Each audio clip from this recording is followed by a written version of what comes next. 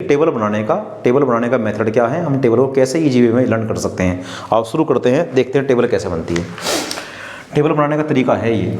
सबसे पहले लिखेंगे 0 1 2 3 4 अपनी तरफ से सबके बटे में 4 4, सबके बटे में 4 4 अपनी तरफ से सबके बटे में 4 4। मैं एक बार फिर रिपीट कर दूं, 0 1 2 3 4 सबके बटे में 4 4, 0 1 2 3 4 सबके बटे में 4 4। इनका ले लेंगे अंडर रूट, इन सब का ले लेंगे वर्गमूल। 0 1 2 3 4 सबके बटे में 4 4, फिर सबका ले लेंगे वर्गमूल, सबका वर्गमूल ले लेंगे और सोल्व करेंगे। देखो क्या, 0 के भाग में कुछ भी आएगा तो अंडर रूट 0, और अंडर रूट 0 का मान होता है 0। एक बात। दूसरी बात क्या है भाई, देखो 1 का वर्गमूल क्या होता है भाई 1, और 4 का वर्गमूल होता है 2, तो वैल्यू आ गई 1/2। आगे चलते हैं, 2 से कट करो, 2 एकम 2, 2 दूनी 4, तो ये आ गया अंडर रूट के अंदर 1/2। इसको सोल्व करेंगे, 1 का वर्गमूल 1 और 2 का वर्गमूल अंडर रूट 2। आगे बढ़ते हैं, 3 का वर्गमूल 3 होता है अंडर रूट 3 जो का 2, और 4 का होता है केवल 2, तो आंसर आ गया अंडर रूट 3/2। आगे बढ़ते हैं, 4 से 4 गया तो 1 बचा, अंडर रूट में बच गया हमारा 1, और अंडर रूट 1 का मान होता है 1। इस प्रकार हमने देख लिया कि साइन की जो वैल्यू आई वो इस प्रकार आई। किस प्रकार भाई, 0 1 2 3 4 सबके बटे में 4 4। सबसे पहले 0 1 2 3 4 सबके बटे में 4 4, उसका रूट लिया और सोल्व कर लिया। अब हम क्या समझे, साइन 0 की वैल्यू 0, साइन 30 का मान 1/2, साइन 45 का मान 1/√2, साइन 60 का मान अंडर रूट 3/2, और साइन 90 का मान 1। अब कोस का कैसा आएगा भाई, इसका एक तरीका है। क्या तरीका है, उधर वाले मान को ना इधर से लिख दो, उधर से पढ़ना शुरू करो, इधर लिखना शुरू करो। उधर सबसे पहला मान क्या है 1, उसको यहाँ लिख दो। उधर दूसरा मान क्या है √3/2, उसको यहाँ लिख दो। फिर ये तो पड़ा बीच में ही 1/√2। आगे चलते हैं, फिर इधर क्या लिखा हुआ है 1/2, उधर क्या लिखा हुआ है 0। यानी साइन वाली वैल्यू को से अगर कोस वाली वैल्यू बनानी हो तो पीछे से लिख दो, उधर की तरफ से स्टार्ट करो और यहाँ लिख दो। ये सब वैल्यू किसकी है, साइन 30 की, साइन 0 की, साइन 45 की, साइन 60 की। इसी प्रकार ये वैल्यू किसकी है, कोस की। अब हमने कोस बनाना सीख लिया, अब टेन देखते हैं। टेन का क्या तरीका है भाई, टेन होता है साइन बटे कोस। तो तुम यहाँ से सोच लो कि हमने इसको भाग दे दिया, जब 0 को 1 से भाग देंगे तो 0 आएगा।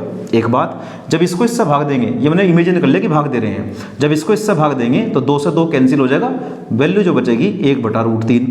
यहाँ पे आ जाओ, जब इसको इससे भाग देंगे तो टोटल इससे कट जाएगा और बचेगा केवल 1। जब इसको इससे भाग देंगे तो 2 से 2 कैंसिल आउट हो जाएगा, ऊपर बचेगा रूट और बटे में बचेगा 1। 1 को हम लिखते नहीं, इसलिए हमें केवल क्या मिलेगा, अंडर रूट 3।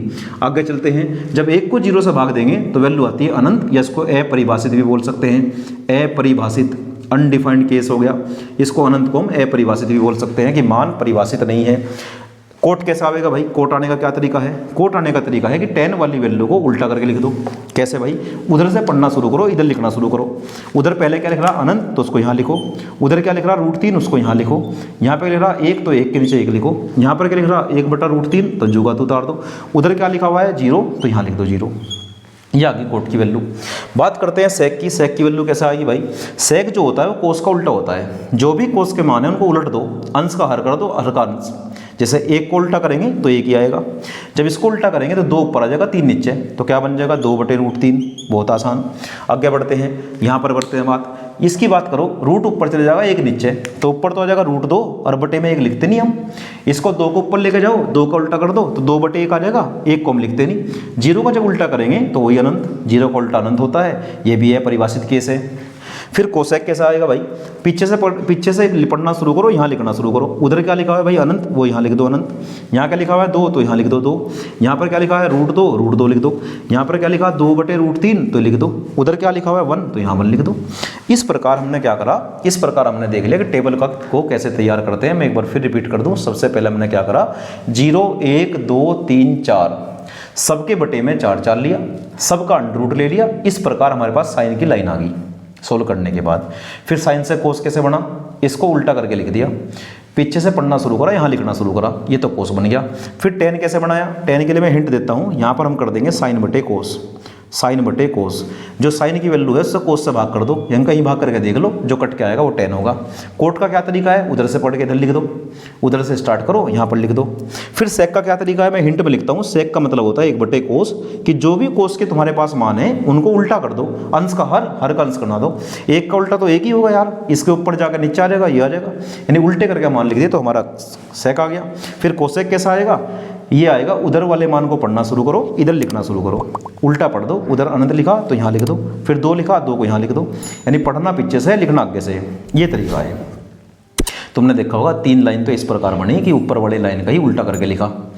टेबल समझने में, याद करने में कोई कठिन बात नहीं है, मैं समझता हूँ चीज़ें क्लियर हो रही होगी। ये हमारे टेबल का भाग था। सभी बच्चों को टेबल बनानी भी आनी चाहिए और उसके जो मान हैं वे भी कंठस्थ याद होने चाहिए, तभी ट्रिग्नोमेट्री के अंदर हम अच्छी परफॉर्मेंस दे पाएंगे। काफ़ी सवाल आते हैं जिसके अंदर मान रखना पड़ता है, बार बार वैल्यू देखना, बार बार टेबल बनाना बड़ा मुश्किल होता है। इसलिए मेरा मानना ये है कि टेबल को समझ के, टेबल को बनाना सीख के उसके बाद चीज़ों को याद कर लेंगे, जिससे वे वैल्यू तुम्हारे आगे तक काम आवे।